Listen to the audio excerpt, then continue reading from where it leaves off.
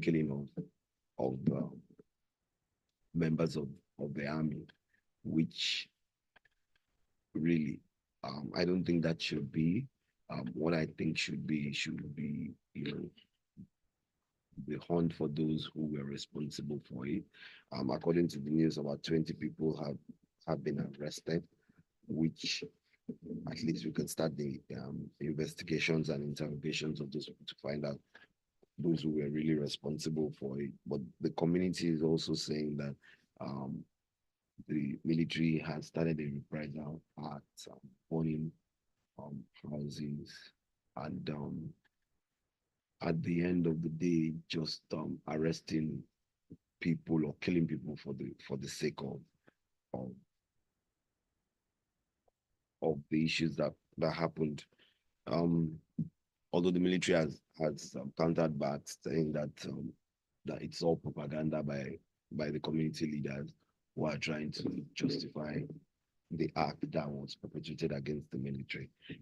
But the news says that one of the community leaders who spoke to the Punch correspondent um, says the actions of the soldiers could lead to a repeat of what happened in I think it was in 1999.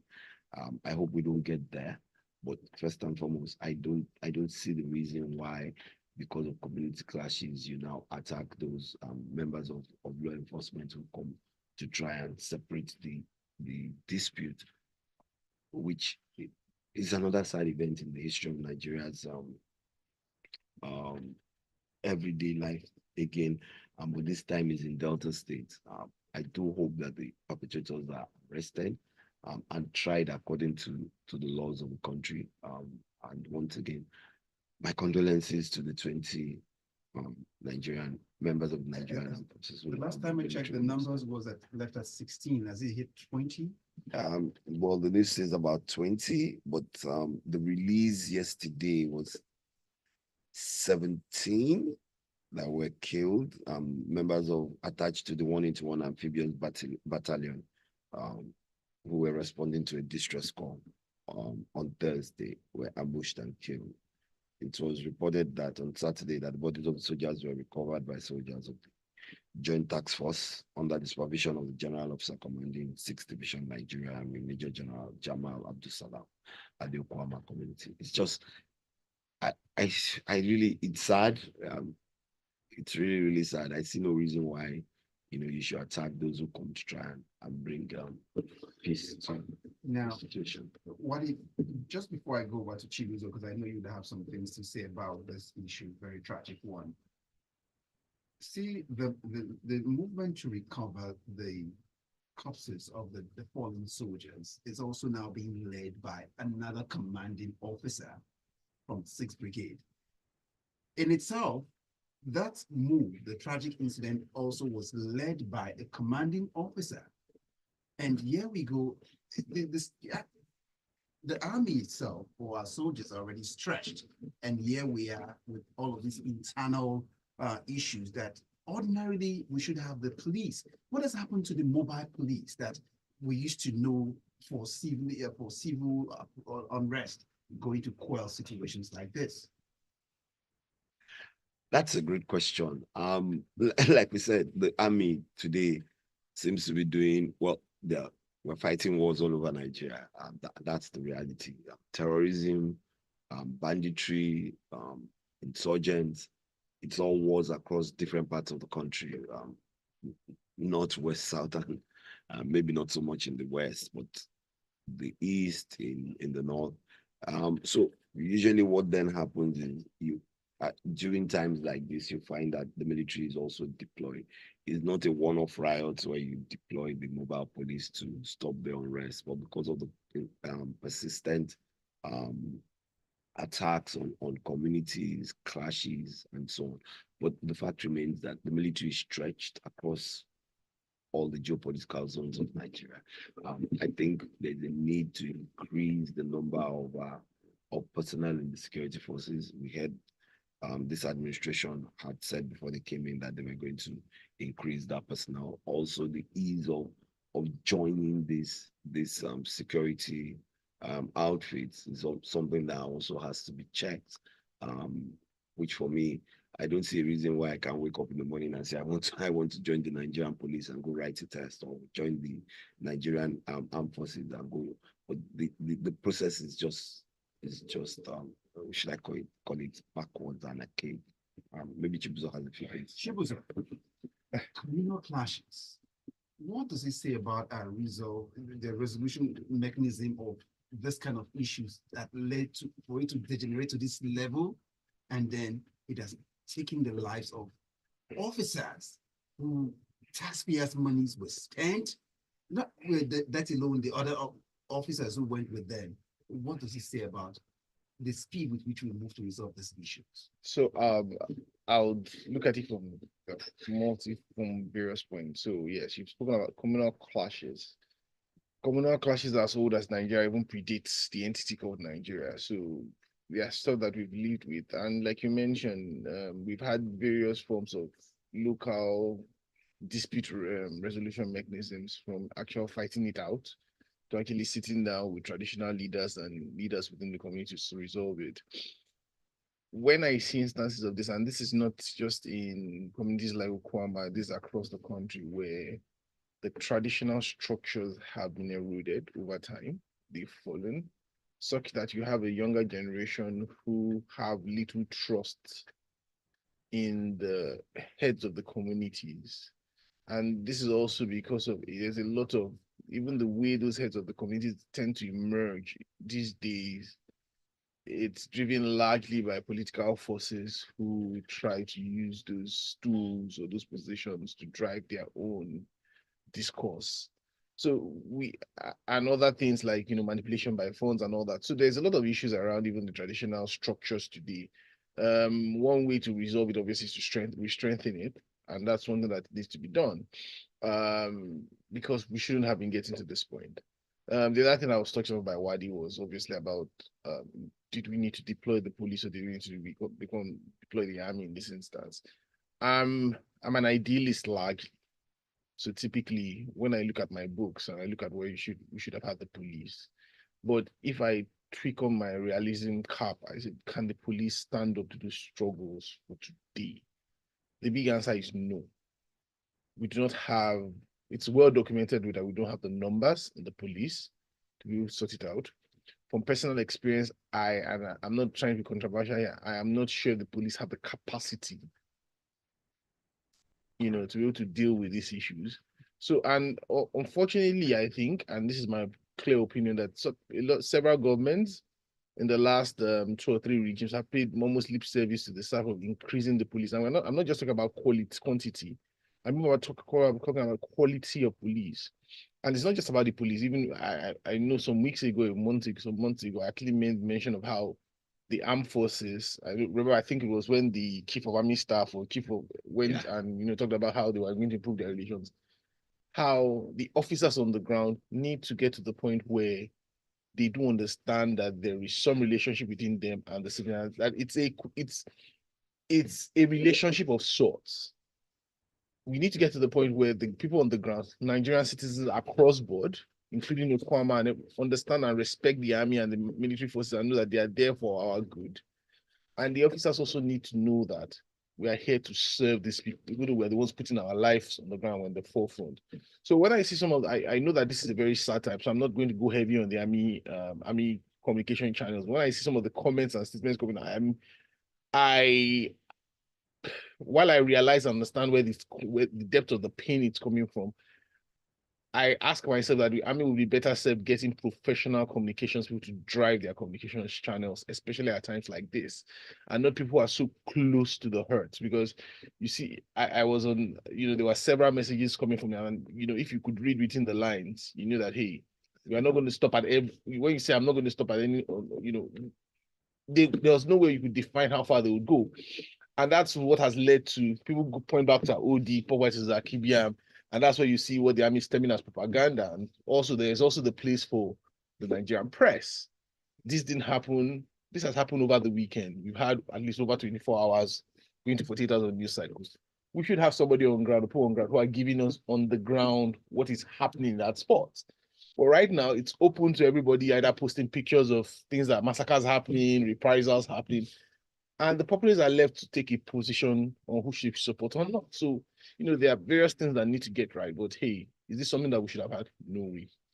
We'll rest it and expect the listener to get across now. Let's know what your thoughts are relating to this headline. Once again, that's coming from the Punch newspaper, where it talks about soldiers killing. Army Delta community differ over reprisal as troops arrest 20. You can reach us by sending a WhatsApp message onto 0809 444 0981. You can also catch up a live stream on youtube.com/smooth 981 FM Lagos. Subscribe to the YouTube channel, and then you can also leave a comment there. Let's go on to the next story, Chibuzor. This one will be for you to help us drive it. It talks about from the Punch where withheld salaries, SANU, and that's talking about the Senior Staff Association of Nigerian University, that's Senior Staff Association of Nigerian Universities and Non-Academic Staff Union of Universities are on strike. That's like a warning, and it grounds the university activities. Talk to us about this. So yes, we have the alphabets again at play, and Which alphabets are you talking about? the various well, in this instance, we have the senior staff of academic, senior staff of Nigerian universities, and we have the ones we used to fear a lot when we were in school. Non-academic staff. Oh, Yes, the worst that will happen when you had academic staff going on strike is that you don't have lectures. Yeah. For those of us that stayed in the hostels and stayed on campus, when non-academic staff went to the strike, you had nothing. It was hell. You had no water. You had no water, no light, no facilities. You had to exist at the business level. So obviously, this is where I share this is to tell people how important these guys are to the quality of life that students on campus will have to experience in the midst of this strike or planned strike. Now, basically, their salaries were withheld by the last administration, and it was part of the no work, no pay policy against ASU, SANU, NASU joining the strike. I think when the strike lasted 8 months, and lasted 8 months and 4 months in 2022, actually. Now, for me, I fall in the middle of, I'm a bit concerned. I understand the fact that academic, non-academics, everybody who is a part of the university community basically relies on the salaries that are being paid, even when they choose to go on strike. So the federal government in its own way has tried to throw up this kind of no work, no pay as a means to actually stop people from going on strike. It's not for me, it's not a dispute resolution mechanism. It's basically, I would punish you if you choose to go on this route. Now, I'm not one for flimsy strikes, and I think that there are ways for both parties to work, or all these parties to work together with the government from over time to actually look at what is important in the university and academics, the university, both the academics and non-academics, because there's a lot that needs to be done. It's very sad that the NLC chairman comes and always talks about funding the university and quality, but it only appears when there are strikes or when there's an issue of strikes. It's not a problem that it seems like we are looking at holistically, because the strikes are not the root cause. They are a response to something. The truth is that even if the federal government, this government might drag it out a while, if they have the funds, look for some money to pay at the end because they don't like strikes. So like the last time, president will come out and say, hey, give them a win that's tired of hearing strikes, too many strikes in his 9 months or 10 months of stay. And it's not about that. It's not about the personality. It's about these people need their money to exist. It's about a system. It's about a system. We need to sit back and look back at this system and say, you know what has broken in this system? Yes, they're talking about the student loans. The student loan is not going to solve the issue of funding of the universities at the end of the day.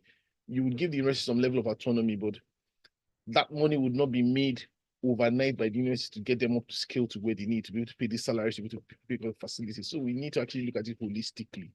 There needs to be a table, because even if this is resolved today and we don't avoid this strike, in the next 6 months or 12 months, we'll be back at this point. So I do wish them good luck. I do hope that the government steps up to the ante and solves it. But hey, there's so much money to play around, especially when you're buying jeeps and stuff.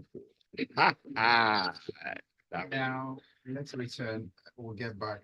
Uade, you're supposed to pick up a next paper from the Nation, but let's go over to throw in a message or two, and then we get back on calls. I see a message from Yinka Bolu. Yinka Bolu's message is quite a lengthy one, but it's relating to our first story. And it talks about on the Delta issue, if we want to avert whatever is coming, then the community needs to work with the army, produce the criminals or face them in a direction. That's what he's saying. Names ought to have been ringing in the air by now.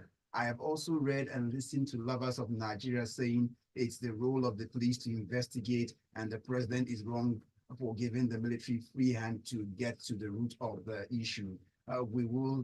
Well, I'd like to ask them, why didn't the community call the police in the first place? You see that region, the police are not equipped for the level of, he calls it madness. Has it been to the region? At least two of us on this table come from that region. So it's a bit interesting when people, I can speak about every other region in Nigeria and the same guys, really. To be truthful. So for proper context, it goes on to say Lieutenant Colonel in the army is the equivalent of an AIG in the police. I don't think that's right. Ask again. So for me, still send the police in. Then there comes in a message from Ajayi Olonilua. It says, unfortunately, the mobile police force that we used to know as Kill and go, because of the no-nonsense approach to quelling riots as being turned to escorts for dubious VIPs, his words. So many things are not right with the way we are being governed. Ajayi Olonilua from Magodo Isheri. Yes, really. And the mobile police. So no, it speaks also the retraining of services. It's true that the retraining. So nobody's contesting the fact about what the reality of it. That's why I had to point out my idealism and the realism. The realism today is that the army has been asked to go and do what they're doing. They are already stretched. Are the army equipped to do what they are being asked to do at the moment? No. So we need to look at how do we solve this problem long term. Are we going to say, well, we're going to leave it to the army and now set up battalions for the army to face internal problems? Or do we go and sort out the police? A lot in their plates already. But help us look at abandoned property and how the EFCC is working on getting people to get their homes back. Alleged 4.1 billion naira property fraud. The EFCC, that the Economic and Financial Crimes Commission, recovers 324 houses for Kanu pensioners. How did this come about? And so just to give context to it, so the Kanu Kanu State Pension Fund and the government collaborated to put some monies together. I think it was about 41 billion towards building houses, of which part of that was going to go to contributors to the pension fund. What had happened, according to the investigations of the FCC, was that at the end of the day, the 4.1 billion was alleged that the building were handed buildings that were incomplete, and a lot of the main properties was used for 3 estates located in Sheikh Jafar Mahmood, Adam Bandirawo City, Sheikh Nasir Kabal, Amana City, and Sheikh Khalifa Ishaq Rabi City, all in Kanu. So what had happened was that the case went to the FCC. The FCC investigated it, got a court order, and finally got a judgment so that these houses could be given back to the state pension fund and the contributors to the pension fund. So in total, there were 324 units, 324 houses, which have been returned back to the pensioner. But what beats me in all of this is this continued diversion of funds to do things. So you say you're going to do this, then just do it. If people contribute, you say, we will bring your 10% contribution, and this is what it is. I continue to say that private, public, what's it called? Partnership is not today. A lot of the people who grew up in this Lagos that I know, in what you call Jack on the estates today, is private public partnerships. So let's raise now. Thank you for bringing context to that for us. Chibuzor, let's go over to Daily Trust. If you can do this also for us in a bit. Let's see what war veterans lament neglect, beg President Tinubu on welfare. Everybody is the president. So we're jumping into the last story, which is related to what is last story, which is of pensioners, because these guys are also pensioners, they are war veterans. Now, I'm going to also loop it into the first story because it's interesting, and I'm not taking away anything from the army. The army is lost in Okwama, but what I'm asking us to do is that also the same way we grieve when the active armed force officers are being killed in fact, what not killed, this was just a bad waste of life. This is was a unnecessary waste of life. Is when we look at what is happening to veterans in this case, they are not being killed by bullets in this instance, but they're being killed by hunger. They are being killed by deprivation. They are being what after putting their lives repeatedly on the lines, like some of these guys who died in Delta State would have hoped to have, when they should be enjoying the small fruits that their country, not the government in this, in their country, should be giving them for the years of active service that they've rendered and to protect the sanctity of this country, to protect the boundaries, its entity called Nigeria. They are now having to beg for what is theirs. They're having to beg for their pensions. They're having to write letters to the president. It is sad. And you see, we do have these things all around the world. It's sad that they would have to think that they have to imagine or think that the only way this will be resolved is to go through the president. There are channels. There's the army. Should be some veteran. There's some organization in charge of their pensions. There's the army where they served loyally for many years. There's a disparity where we see some of these guys who have retired and some of the retired army generals who move into politics. So you mentioned the president. For them to have gone to the president, so there are two things. There are 2 points of call. For them, typically, we have this problem challenge in Nigeria where everything would end at the president's desk as far as most Nigerians are concerned. Then there's the other problem is that for these guys, they probably have been trying to push this narrative or this issue for a long time. I've had to watch my dad when he used to go and collect my grandfather's pension. I knew where they used to go to. You would see old men, and this is not hidden, even on NTA News, on the national TV, you would see these guys lined up under the sun, people who are in their 70s, 80s, waiting to be paid.